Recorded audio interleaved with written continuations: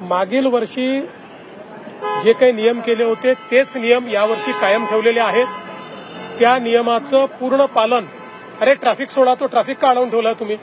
Traffic सोडा. त्या नियमांचं पालन करून या ठिकाणी यावेळेसचा गणेशोत्सव चांगल्या पद्धतीनं होईल. समन्वय समित्यांनी समाधान व्यक्त केलेलं आहे. सर्व प्रकारच्या परमिशन्स या देण्याच्या संदर्भात तातडीनं व्यवस्था झालेल्या आहेत. त्याबद्दल त्यांचं कुठलंही अडचण नाही. काही छोटे मोठे मुद्दे त्यांनी मांडले ते आम्ही तात्काळ करू. आमचा प्रयत्न असा आहे की हा जो काही सण आहे हा आपला राज्य उत्सव आहे.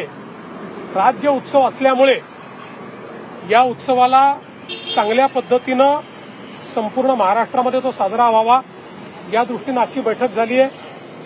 कुठेही जे काही गणेश मूर्ती येण्याचे जे रस्ते आहेत किंवा विसर्जनाचे जे रस्ते आहेत यात अडथळे असू नये, कुठेही खड्डे असू नये या संदर्भातलेही निर्देश जे आहेत ते देण्यात आलेले आहेत. आणि मला विश्वास आहे की चांगल्या पद्धतीनं पारंपरिक पद्धतीनं आणि पर्यावरणपूरक अशा प्रकारचा गणेशोत्सव आपण साजरा करू.